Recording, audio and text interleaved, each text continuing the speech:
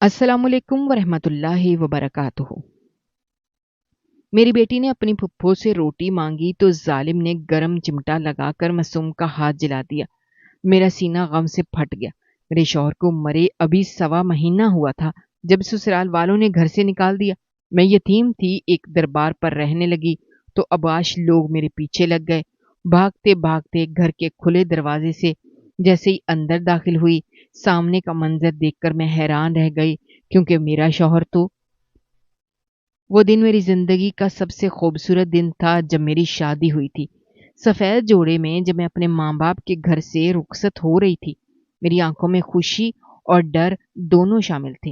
मुझे लगा कि अब एक नई ज़िंदगी शुरू हो रही है, एक नई मंज़िल की तरफ बढ़ रही हूँ। मेरी माँ उस वक़्त तक इस दुनिया से जा चुकी थी और बाप पहले ही हमें छोड़कर जा चुका था, इसलिए मेरी ज़िंदगी में कोई ऐसा नहीं था जो मुझे रुखसत करते हुए दिल से दुआएँ देता या आँख नम करता। सिर्फ़ एक खाला थीं जिन्होंने मुझे पाला-पोसा और जिन्होंने मेरे लिए रिश्ता ढूँढा था। मेरे शौहर से मेरी पहली मुलाकात शादी वाले दिन ही हुई थी। वो बहुत खूबसूरत था।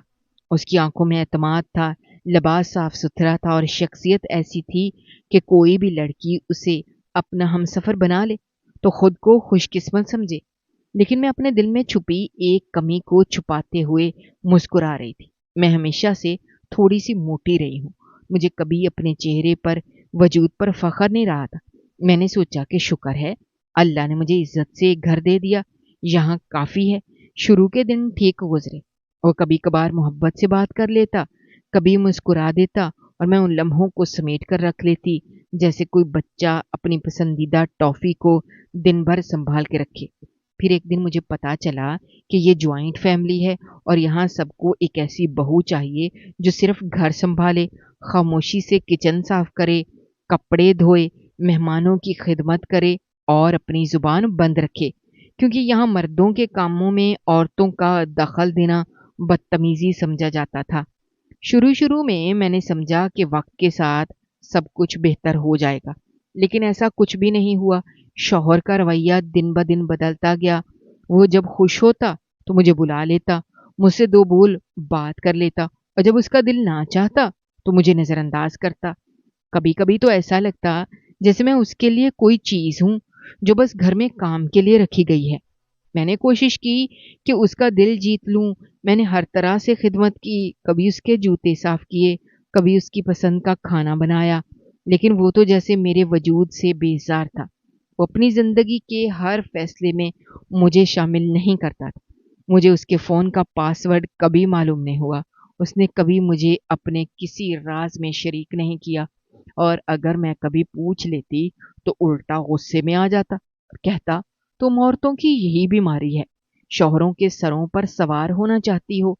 मैं चूंकि यतीम थी, मेरे पीछे कोई नहीं था, न माँ थी, न बाप, न भाई, न बहन, इसीलिए मैं चुपचाप सब कुछ सह लिया, किसी से शिकायत नहीं की। और यही मेरी सबसे बड़ी गलती थी, क्योंकि जो औरत शुरू में चुप रहती है, उसकी खामोशी को कमजोरी समझा जाता है। कुछ वक्त बाद अल्लाह ने मुझे उम्मीद दी और मैं माँ बनने वाली थी। मेरे दिल में थोड़ी सी खुशी आई। मैंने सोचा शायद अब उसके दिल में मेरे लिए कुछ नर्म गोशा पैदा हो जाए। लेकिन जब बेटी पैदा हुई तो उसने नाक चढ़ाया, मुंह बनाया और कहा, पहली औलाद बेटे की होनी चाहिए थी ताकि वो बड़ा होकर अपनी बहनों का ख्याल रखता। मैंने कहा, ये तो अल्लाह की देन है, हम कुछ भी नहीं कर सकते। लेकिन वो इस बात पर भी चुप रहा और फिर जैसे मुझसे और ज़्यादा दूर हो गया, बेटी को देखता तक नहीं था। और मैं अपनी बेटी के साथ खुद ही वक़्त गुज़ारती रही, उसे गोद में लेती, उसे लोरियाँ देती, उसे सुलाती और हर बार दिल में यही दुआ करती कि अल्लाह करे ये बच्ची इस घर के सिस्टम में ना पिस जाए, उसके हिस्से में वो दुःख ना आए जो मेरी किस्मत बन गए। मेरी बेटी अब बड़ी हो रही है, वो तकरीबन 4 साल की होने वाली है और मैंने उसके ये 4 साल कैसे गुज़ारे, ये सिर्फ़ मैं जानती हूँ और कोई नहीं। मैंने उसकी हर ख़्वाहिश पूरी करने की कोशिश की और अपने दुःख को छुपाकर उसके लिए मुस्कुराई, उसके आगे कभी कमज़ोर नहीं पड़ी, क्योंकि मैं चाहती हूँ कि वो एक मज़बूत लड़की बने और वक़्त के थपेड़ों से डरने वाली ना हो। अब मेरी सारी ज़िंदगी उसी के गिर्द घूमती है और मैं दिन-रात अल्लाह से दुआ करती हूँ कि کہ میری بیٹی کو اس کی ماں جیسا نصیب نہ ملے۔ بس یہی میری فکر تھی۔ کہتے ہیں گھر میں اگر بڑی نند ہو اور وہ شادی شدہ بھی ہو تو اس سے زیادہ کوئی مشکل چیز نہیں ہوتی، اور اگر وہ عورت وقتی طور پر اپنے میکے آ جائے تو پورے گھر کی فضا بدل جاتی ہے۔ میری بڑی نند کی شادی کو کئی سال گزر چکے تھے۔ وہ اپنے گھر میں رہتی اور کبھی کبھار اپنے ماں باپ سے ملنے آتی، لیکن اب کی بار اس کا آنا وقتی نہیں تھا، کیونکہ اس کا شوہر دبئی چلا گیا تھا اور جاتے ہوئے اسے اپنے 4 بچوں کے ساتھ ہمارے گھر میں چھوڑ گیا تھا۔ اس دن کے بعد سے میری زندگی جیسے کسی تنگ گلی میں قید ہو کر رہ گئی تھی۔ میری ساس پہلے ہی دن رات کاموں میں الجھا کر رکھتی تھی، اور شوہر کبھی خوشی سے بات کرتا، کبھی غصے سے دھتکار دیتا تھا۔ لیکن اب جو نئی مصیبت آئی تھی وہ اس بڑی نند کی شکل میں آئی تھی، جو ہر وقت مجھے شک کی نظر سے دیکھتی تھی، جو میرے ہر کام میں نقص نکالتی تھی، جو میرے شوہر کے سامنے میری چھوٹی چھوٹی باتوں کو بڑھا کر پیش کرتی تھی۔ میری زندگی کا ایک ایک لمحہ اب میری برداشت کے دائرے سے باہر ہو رہا تھا۔ میں چپ چاپ سب کچھ سہتی رہی، کیونکہ مجھے کسی سے کوئی امید نہیں تھی۔ شوہر کا رویہ بھی دن بدن سرد ہوتا جا رہا تھا۔ اب تو وہ مجھ سے سیدھی بات بھی کم ہی کرتا تھا۔ جب بھی بولتا یا تو حکم دینے کے لیے یا جھگڑنے کے لیے، اور میں بنا کچھ بولے سب کچھ سہ لیتی تھی۔ ایک دن اچانک ایک خبر آئی کہ میرے شوہر کے کام کی جگہ پر آگ لگ گئی ہے، اور وہ اور اس کے ساتھی اس آگ میں جھلس گئے اور ان کی لاشیں بھی نہیں مل سکی۔ یہ خبر سنتے ہی میرے قدموں تلے سے زمین نکل گئی، آنکھوں کے سامنے اندھیرا چھا گیا۔ مجھے کچھ سمجھ نہیں آیا کہ کیا کروں، کہاں جاؤں، کیسے خود کو سنبھالوں، کیونکہ یہ وہ انسان تھا جس کے ساتھ میں نے 6 سال گزارے تھے، اور اب وہ اچانک ہی ہمیشہ کے لیے چلا گیا۔ گھر کے سب لوگ بھی اس خبر سے ہل کر رہ گئے تھے، لیکن کچھ دیر بعد سب کی نظریں مجھ پر ایسے ہو گئیں جیسے میں اس حادثے کی ذمہ دار ہوں۔ سب نے کہنا شروع کر دیا، یہ منحوس ہے، اس کی نحوست کی وجہ سے یہ سب کچھ ہوا ہے۔ اگر یہ نہ ہوتی تو ہمارا بیٹا سلامت ہوتا۔ کسی نے یہ نہیں سوچا کہ اگر میں واقعی منحوس ہوتی تو پچھلے 6 سالوں میں کچھ کیوں نہ ہوا۔ سب نے میری باتوں کو نظر انداز کیا، سب نے مجھے تنہا کر دیا۔ 1 ڈیڑھ ہفتہ مجھے رونے کے لیے دیا گیا، اس کے بعد مجھ سے پھر وہی کام کروائے جانے لگے جیسے میں کسی مشین کی طرح ہوں۔ میری زندگی کا مقصد بس دوسروں کی خدمت کرنا ہے، لیکن اس سب میں میری عزت مکمل طور پر ختم ہو چکی تھی۔ اب میرے پاس صرف میری بیٹی تھی، جو میری آخری امید تھی، میری زندگی کا واحد سہارا۔ لیکن ایک دن ایسا آیا جب میری برداشت کا پیمانہ لبریز ہو گیا۔ میری طبیعت بہت خراب تھی، مجھے بخار تھا، سر درد سے پھٹا جا رہا تھا، اور اسی دن میری بیٹی کو بہت زور کی بھوک لگی ہوئی تھی۔ اس نے دوپہر کا کھانا بھی ٹھیک سے نہیں کھایا تھا، اور شام کے وقت وہ بار بار کہہ رہی تھی مجھے کھانا چاہیے۔ میں نے اسے سمجھایا کہ چپ کر کے بیٹھ جاؤ، آج تمہاری ماں نے اتنے کام نہیں کیے کہ کھانے کا حق مل سکے، کیونکہ اس گھر میں اصول یہ تھا کہ جس دن میں سب کے حکم پورے کر لوں اس دن مجھے کھانا بنا کسی تانے کے مل جاتا تھا، اور جس دن تھوڑی کوتاہی ہو جائے اس دن وہ لوگ باتیں سنا کر کھانا دیتے تھے۔ لیکن میری بیٹی تو بچی تھی، اسے کیا پتا تھا ان سب رسم و رواجوں کا۔ وہ بھوکی تھی، اور بھوک میں بچوں کا دل نہیں سمجھتا۔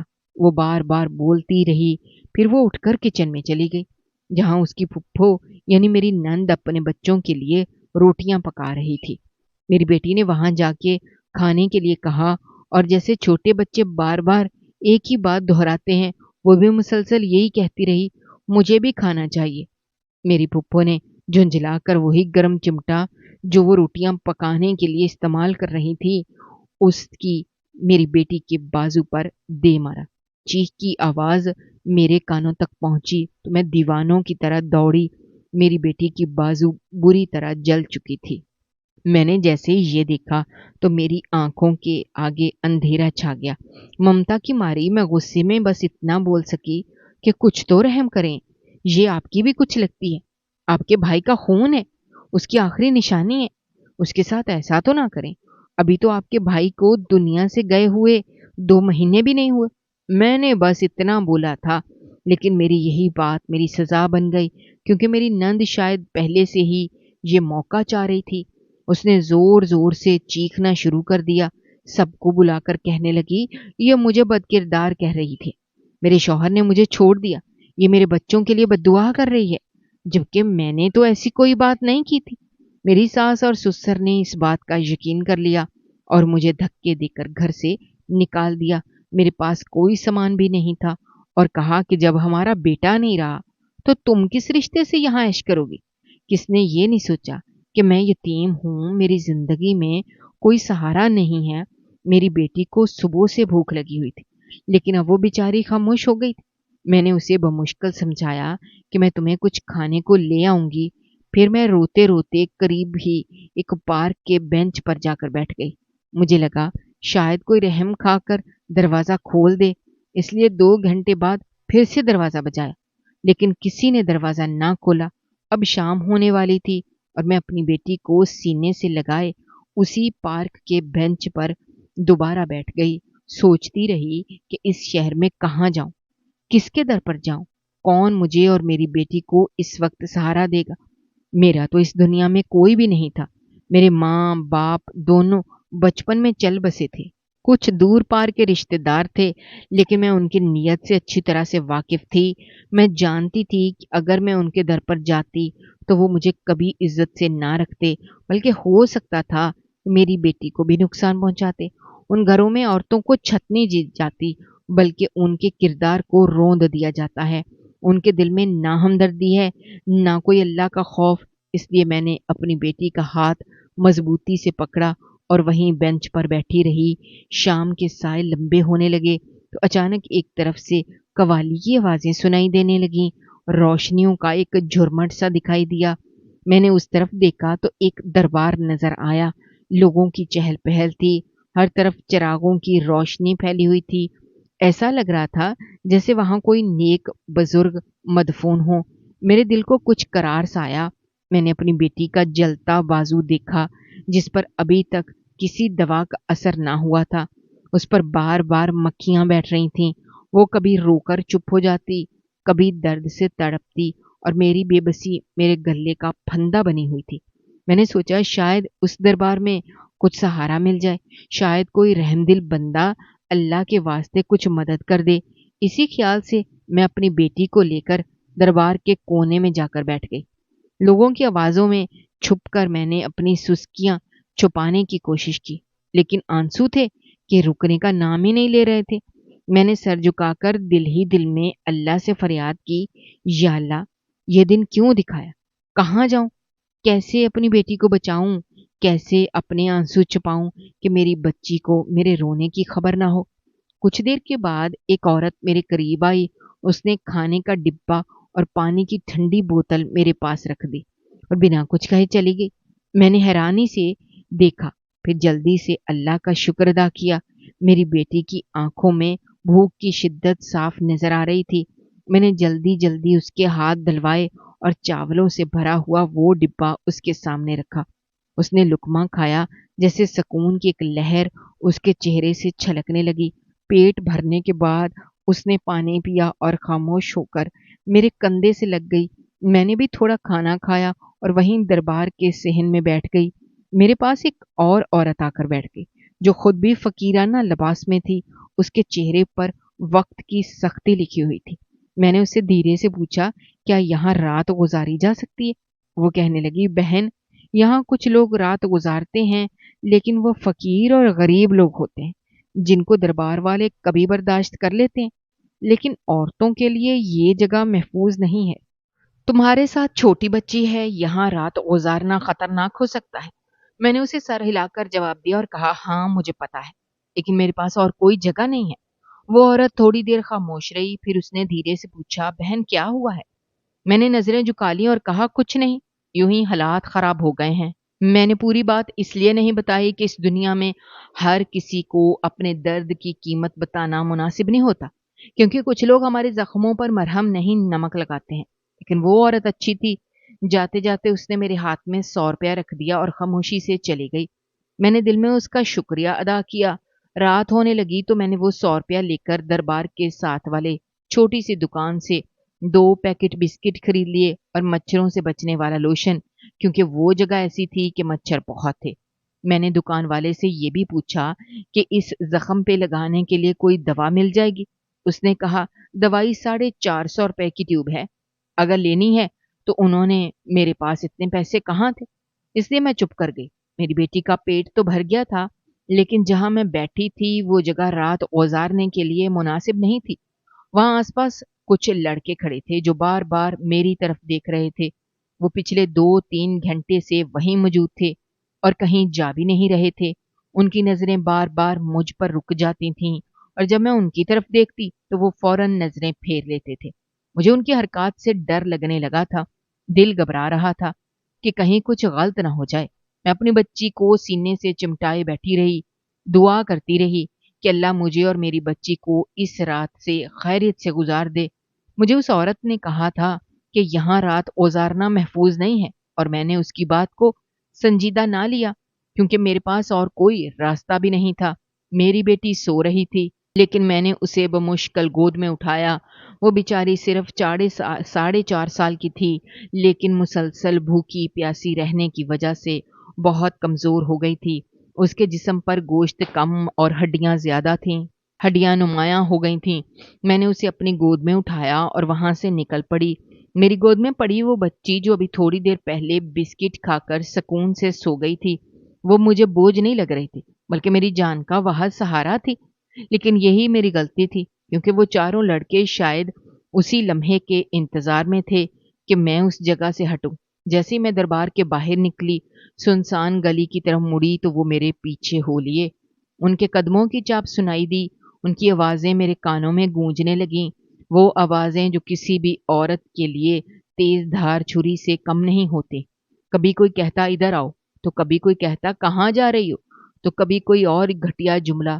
میری شادی بھی تو صرف 16 یا 17 سال کی عمر میں ہوئی تھی، اور 6 سال گزرنے کے بعد بھی میں اتنی ہی جوان لگتی تھی کہ ایسے درندے میری طرف للچائی نظروں سے دیکھتے۔ ان کے لیے عورت کی عمر، اس کا قد کاٹ، اس کا دکھ سکھ کچھ معنی نہیں رکھتے، ان کے لیے صرف جسم معنی رکھتا ہے۔ میں تیز قدموں سے چلنے لگی لیکن ان کے قدم میرے پیچھے تھے۔ یہ میرے لیے ایسا بن گیا تھا جیسے کوئی برا خواب ہو جس سے جاگنے کو دل کرے، لیکن آنکھ کھلے تو سکون ملے کہ سب ٹھیک ہے، لیکن آنکھ کھل نہیں رہی تھی کیونکہ یہ خواب نہیں، حقیقت تھی۔ ایک ایسی حقیقت جو کرب اور اذیت سے بھری ہوئی تھی، جسے آنکھ بند کر لینے کو دل کرے لیکن آنکھ بند کروں تو بھی سکون نہ ملے۔ ایک موڑ مڑتے ہی مجھے ایک بہت بڑا اور عالیشان بنگلہ دکھائی دیا جس کا دروازہ کھلا ہوا تھا اور گیٹ کے باہر ایک گارڈ کرسی پر سو رہا تھا۔ میں نے موقع غنیمت جانا اور بنا آواز کیے اندر داخل ہو گئی، مرکزی دروازے کو دھکا دیا اور اندر کی طرف بھاگ گئی۔ گارڈ کی آنکھ کھل گئی تھی جب وہ لڑکے بھی اس طرف آئے تو اس نے انہیں روک دیا، غصے سے کہا کون ہو، کہاں جا رہے ہو، دفع ہو جاؤ یہاں سے۔ گارڈ نے انہیں بھگا دیا اور میں مرکزی دروازے سے اندر داخل ہو چکی تھی، لیکن اندر جو منظر میری آنکھوں کے سامنے تھا وہ میرے پیروں تلے سے زمین نکال دینے والا تھا۔ ایک نہایت شاندار صوفے پر میرا شوہر بیٹھا ہوا تھا اور اس کے ساتھ ایک نہایت خوبصورت عورت براجمان تھی۔ دونوں آپس میں خوش گپیوں میں مصروف تھے اور انداز ایسا تھا جیسے ایک دوسرے کے بہت قریب ہوں۔ مجھے دیکھ کر میرا دل دھک سے رہ گیا۔ وہی شوہر جس کی موت پر میں نے ماتم کیا تھا، جس کی جدائی میں اپنے جسم اور روح کو گھلا دیا، وہ میرے سامنے زندہ بیٹھا تھا، اور وہ بھی کسی اور عورت کے ساتھ بغل گیر تھا۔ میں اپنی جگہ پر ساکت کھڑی تھی، نہ آگے بڑھ سکتی تھی نہ پیچھے ہٹ سکتی تھی۔ میری بیٹی جو اب تک میرے گلے سے لگی سو رہی تھی وہ جاگ گئی تھی۔ اس نے آنکھ کھول کر ارد گرد دیکھا اور اچانک بھاگ کر اپنے باپ سے لپٹ گئی۔ بابا آپ کہاں چلے گئے تھے؟ میرے شوہر نے اپنی بیٹی کو گود میں لیا۔ جیسے اس کے بازو پر نظر پڑی جو جلا ہوا تھا تو وہ تڑپ اٹھا اور مجھ سے پوچھنے لگا یہ کیا ہوا ہے؟ میں نے کہا آپ کی بہن نے اسے جلایا ہے۔ یہ سن کر وہ جیسے ہوش میں آ گیا، بیٹی کو گود میں لیا، فوراً گاڑی کی چابی نکالی اور باہر کی طرف بڑھ گیا۔ وہ عورت جو اس کے ساتھ بیٹھی تھی چلانے لگی کہاں جا رہے ہو، کون ہے یہ عورت؟ لیکن میرے شوہر نے کوئی جواب نہ دیا۔ وہ چپ چاپ بیٹی کو لے کر اسپتال کی طرف نکل گیا۔ اسپتال والوں نے کہا زخم بہت نازک جگہ پر ہے، جلے ہوئے زخم پر ابھی پٹی نہیں کی جا سکتی، لیکن دوا لگا دی گئی اور درد کم کرنے کے لیے انجیکشن بھی لگا دیا گیا۔ تاکہ بچی کو کچھ سکون مل جائے۔ میری بیٹی سکون سے سو گئی۔ میں نے اپنے شوہر کو غور سے دیکھا۔ اس نے مہنگے کپڑے پہنے ہوئے تھے، ہاتھ میں قیمتی گھڑی تھی، بال سیٹ تھے، چہرہ چمک رہا تھا۔ وہ دیکھنے میں پہلے سے زیادہ خوبصورت لگ رہا تھا۔ اس نے میری طرف دیکھا اور کہا، کہاں سے آ رہی ہو تم؟ تمہیں تو گھر پہ ہونا چاہیے تھا۔ تمہیں کچھ ہوا تو نہیں ہے؟ میں نے ایک ٹھنڈی سانس لے کر کہا، اپنی عزت بچا کر آ رہی ہوں۔ یہ سن کر وہ جیسے تڑپ اٹھا۔ میرے شوہر نے اب میری طرف دیکھا تھا، لیکن میں تو تب سے ہی اسے مسلسل دیکھ رہی تھی جب سے اس کی شکل سامنے آئی تھی۔ میری نظریں اس کے چہرے پر جمی ہوئی تھیں۔ دل میں کہیں ایک خاموش خوشی تھی کہ وہ زندہ ہے، سلامت ہے، اپنے قدموں پر کھڑا ہے، لیکن ساتھ ہی ساتھ دل کے کونے میں ایک چبھتی ہوئی تکلیف بھی تھی، کیونکہ اس کی خاموشی، اس کا مجھ سے دور رہنا، اس کی غیر موجودگی کا مطلب اب سمجھ آ رہا تھا۔ وہ میری طرف دیکھ کر کہنے لگا، مجھے معاف کر دو، مجھ سے بہت بڑی غلطی ہوئی ہے، لیکن میں مجبور تھا۔ میں ہمیشہ سے امیر ہونا چاہتا تھا، اور اس جوائنٹ فیملی میں رہتے ہوئے مجھے لگتا تھا کہ میں کبھی ترقی نہیں کر پاؤں گا۔ میں نے تم سے شادی اپنی مرضی سے نہیں کی تھی، مجھے تم پسند نہیں تھی، میری شادی تم سے زبردستی کر دی گئی تھی، اس لیے میں نے وہ راستہ چنا جس سے میں آزاد ہو سکوں اور اپنی مرضی کی زندگی جی سکوں۔ اس لیے میں نے سب کو یہی کہا کہ میں دنیا سے جا چکا ہوں، حالانکہ میں زندہ تھا، اور میں نے ایک جوان، خوبصورت اور بہت زیادہ امیر عورت سے شادی کر لی۔ لیکن اس نے میرے سامنے شرط رکھی کہ اگر تمہیں میرے ساتھ رہنا ہے تو تمہیں اپنے پرانے خاندان، اپنے رشتہ داروں، اپنی بیوی اور اپنی بیٹی سب سے ناتا توڑنا ہوگا۔ اگر میں سب کو بتا دیتا کہ میں زندہ ہوں لیکن ان سے نہیں ملتا تو وہ کسی نہ کسی دن میرے سامنے آ ہی جاتے۔ اس لیے میں نے مکمل طور پر جھوٹ بول دیا اور یوں ظاہر کر دیا کہ میں دنیا میں نہیں رہا۔ میں اس بات کی سن کر خاموشی سے اسے دیکھتی رہی۔ پھر میری زبان سے ایک جملہ نکلا کہ واقعی دولت میں بڑی طاقت ہے، کیونکہ اسی دولت کے لیے تم نے اپنی ماں، اپنے باپ، اپنے بہن بھائی، اپنی بیوی اور اپنی بیٹی سب کو چھوڑ دیا۔ تم نے صرف پیسوں کے لیے سب کچھ بیچ دیا۔ وہ کچھ لمحے چپ رہا، پھر کہنے لگا، میں تم سے محبت نہیں کرتا، یہ سچ ہے، لیکن یہ بھی ایک سچ ہے کہ تم میری بیوی ہو، اور یہ بچی میری بیٹی ہے اور میری اپنی اولاد ہے۔ اور جب میں نے اسے اس حالت میں دیکھا تو میرے دل سے برداشت نہ ہوا۔ تم فکر نہ کرو، میں تمہارے رہنے کا بندوبست کر دوں گا، تمہیں ہر سہولت دوں گا، لیکن تمہیں میری دوسری بیوی کے سامنے کبھی نہیں آنا۔ اس واضح الفاظ میں اس نے کہہ دیا کہ وہ مجھے اپنی زندگی میں جگہ نہیں دے سکتا، لیکن میرے اور میری بیٹی کے لیے الگ سے ایک محفوظ جگہ کا وعدہ ضرور کر رہا تھا۔ میں جانتی تھی کہ اس دنیا میں سب سے زیادہ ضروری کیا ہے، سر پر چھت ہو اور پیٹ بھرنے کے لیے 2 وقت کی روٹی ہو۔ باقی سب جذباتی باتیں ہیں جن سے صرف دل بہلایا جا سکتا ہے، پیٹ نہیں بھرا جا سکتا۔ میں نے کچھ دیر خاموش رہنے کے بعد سر ہلا دیا اور کہا کہ اگر آپ ایسا کریں گے تو آپ کی بڑی مہربانی ہوگی۔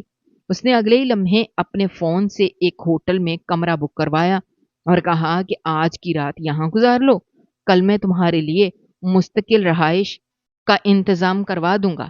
اگلی صبح اس نے واقعی ایک چھوٹا سا فلیٹ لے کر دے دیا، جہاں پر پہلے سے سامان رکھا ہوا تھا، بیڈ موجود تھا، برتن، الماری، پنکھا، ٹی وی، روزمرہ استعمال کی ساری چیزیں رکھی ہوئی تھیں۔ میں اور میری بیٹی اس فلیٹ میں رہنے لگے۔ وہ مہینے کا پورا راشن دلواتا تھا، بجلی، پانی، گیس کے بل وقت پر جمع کرواتا تھا، کرایہ خود دیتا تھا، بیٹی کو ایک اچھے اسکول میں داخل کروایا تھا۔ وہ خود اکثر بیٹی سے ملنے آتا، اس کے ساتھ وقت گزارتا تھا، کبھی کبھی مجھ سے بھی بات کر لیتا تھا، میری آنکھوں میں آنکھیں ڈال کر کبھی پرانے دنوں کا ذکر کرتا تھا، تو یوں لگتا کہ جیسے کچھ پل کے لیے وقت پیچھے چلا گیا ہو، لیکن وہ زیادہ دیر نہیں رکتا تھا، تھوڑی دیر بعد چلا جاتا تھا۔ میں کچھ نہیں بولتی تھی کیونکہ میرے پاس اب کہنے کو کچھ نہیں تھا ہی نہیں۔ میں کسی کے سہارے اپنا دکھ بیان کرتی؟ میں نے چپ رہنے کو اپنا سہارا بنا لیا اور خاموشی کو اپنا جواب۔ میں نے زندگی کی تلخ حقیقتوں کو تسلیم کر لیا تھا اور اپنے لیے اور اپنی بیٹی کے لیے اسے ایک چھت کو سب کچھ مان لیا تھا۔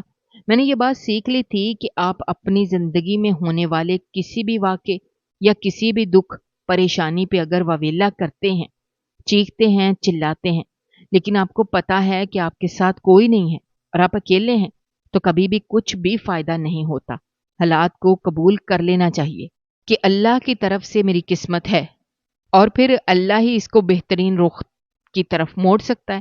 کہتے ہیں انسان جو کر سکتا ہے وہی کرتا ہے۔ دکھ تو مجھے بہت ہوتا تھا لیکن میں کچھ کر نہیں سکتی تھی۔ وہ عورت امیر تھی، خوبصورت تھی، میں کیا تھی؟ کچھ بھی نہیں۔ جب شوہر آتا تھا تو میں کوئی شکایت بھی نہیں کرتی تھی، اس کی خدمت کرتی، کھانا گرم کر کے دیتی، بیٹی کو سمجھاتی، بیٹی کے دل میں اپنے باپ کے لیے نفرت نہیں ڈالتی تھی، ہمارا کچھ بڑی ہمت سے برداشت تو کر رہی تھی۔ بس جب میرا دل اداس ہوتا تو میں خاموشی سے اللہ کا ذکر کرتی تھی اور دل ہی دل میں کہتی تھی کہ یا اللہ، یہ سب تو نے ہی دکھا ہے اور اب انصاف بھی تو نہیں کرنا ہے۔ میں اپنی بیٹی کو گود میں لے کر اکثر رات اللہ سے باتیں کرتی رہتی تھی، کبھی روتی تھی، کبھی چپ ہو جاتی تھی، کبھی سوچتی تھی کہ شاید میری دعائیں کبھی قبول نہ ہوں، لیکن پھر یہ بھی سوچتی کہ جب دل سے مانگا جاتا ہے تو اللہ ضرور سنتا ہے۔ شاید میری وہی دعائیں تھیں یا میرے رب کا کوئی خاص کرم کہ ایک دن وہ عورت یعنی میرے شوہر کی دوسری بیوی ایک ایسی مہلک بیماری میں مبتلا ہو گئی جس کا کوئی علاج نہ تھا۔ چند ہی دنوں میں وہ اس دنیا سے رخصت ہو گئی۔ جب وہ دنیا سے چلی گئی تو اس کا سارا مال، اس کی جائیداد، اس کی دولت سب میرے شوہر کے نام ہو گیا۔ اب وہ بہت امیر ہو چکا تھا لیکن شاید زندگی نے اسے سبق سکھا دیا تھا۔ میری بیٹی اب 10 سال کی ہو گئی تھی اور بڑی سمجھدار بھی ہو گئی تھی۔ شاید اس بیٹی کا خیال آ گیا میرے شوہر کو، کیونکہ وہ اب پہلے جیسا جوان نہ رہا تھا۔ وہ چاہتا تو پھر سے تیسری شادی کر سکتا تھا لیکن اس نے نہیں کی، بلکہ ایک دن وہ مجھے اور میری بیٹی کو واپس اپنے اس بنگلے میں بلا لیا جہاں کبھی میں اچانک پہنچی تھی، جہاں میری زندگی کا سب سے بڑا دھوکہ میرے سامنے بیٹھا تھا۔ وہی بنگلہ اب میرا اپنا گھر بن چکا ہے، ہم وہاں رہنے لگے ہیں۔ 2 مہینے بعد مجھے اندازہ ہوا کہ میں ایک بار پھر سے ماں بننے والی ہوں، اور جب اس دنیا میں میرے بطن سے 2 جڑواں بیٹے آئے تو جیسے میرے شوہر کی آنکھوں میں میرے لیے عزت بھی آ گئی، محبت بھی، اور میرا اور میرے بچوں کا پورا خیال رکھتا تھا۔ وہ کہتا تھا یہ سب میرا خاندان ہے، میرا سکون ہے، میری دنیا ہے۔ اس نے اب میری اتنی عزت کرنا شروع کر دی تھی کہ میں خود حیران ہوتی تھی۔ میرے وہ دن جیسے کسی اور زندگی کا خواب لگتے تھے۔ اب وہ خود ہر خرچ اٹھاتا تھا، میرے سامنے بیٹھ کر میری باتوں کو غور سے سنتا تھا اور کہتا تھا کہ اب میری زندگی کا ہر لمحہ تمہارے ساتھ جینا ہے اور میری آخری سانس بھی تمہارے پہلو میں نکلے تو بہتر ہے۔ اب وہ پہلے جیسا نہیں رہا، اس کی آنکھوں میں صرف میرے لیے احساس تھا، میری بیٹی کے لیے شفقت تھی اور میرے دونوں بیٹوں کے لیے فخر تھا۔ میرے سسرال والوں کو بھی یہ سب پتا چلا تو انہوں نے دوبارہ تعلق بنانے کی بہت کوشش کی، لیکن میرے شوہر نے صاف کہہ دیا کہ اب اس کا کسی سے کوئی لینا دینا نہیں ہے، وہ بس اپنی بیوی اور بچوں کے ساتھ رہنا چاہتا ہے۔ اللہ کا شکر ہے کہ اب میری زندگی بہتر ہے۔ اب میں پہلے کی طرح پتھر کی طرح بے رنگ اور بے آواز زندگی نہیں گزار رہی۔ اب میں ہنستی ہوں، مسکراتی ہوں، ہر دن کے لیے شکر ادا کرتی ہوں۔ زندگی کبھی کبھی سیدھی لکیر کی طرح نہیں چلتی، اس میں اتار بھی آتے ہیں، چڑھاؤ بھی آتے ہیں، دھوکے بھی ملتے ہیں، سچائیاں بھی سامنے آتی ہیں، اور جو لوگ صبر کرتے ہیں، اللہ پر یقین رکھتے ہیں، ان کے لیے کبھی نہ کبھی راستے کھلتے ہیں۔ اس کہانی نے سکھایا کہ اگر عورت خود کو کمزور نہ سمجھے، اگر وہ ہمت اور حوصلے سے حالات کا سامنا کرے تو وہ نہ صرف خود کو بلکہ اپنی اولاد کو بھی سنوار سکتی ہے۔ مرد کے جھوٹ، فریب یا بے وفائی کے باوجود عورت اگر وقار کے ساتھ جیے تو قدرت خود اس کے حق میں فیصلے کرتی ہے۔ اللہ کے ہاں دیر ہو سکتی ہے، اندھیر نہیں، اور جب وہ فیصلہ کرتا ہے تو انسان کے نصیب بدلنے میں دیر نہیں لگتی۔ آج اگر میرا شوہر مجھے عزت دے رہا ہے تو یہ میری وفاداری، میرے صبر، میرے وقار، میرے خاموش یقین کا صلہ ہے جو میں نے ہر لمحہ اللہ سے مانگا تھا۔ اس لیے ہر عورت کو چاہیے کہ چاہے وقت کتنا بھی کٹھن ہو، امید اور دعا کا دامن کبھی نہ چھوڑے، کیونکہ سچی دعا کبھی رد نہیں ہوتی۔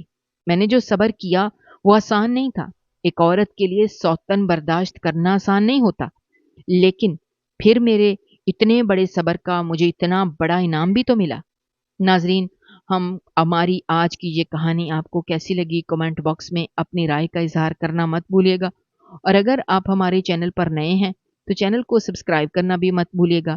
شکریہ، اللہ حافظ۔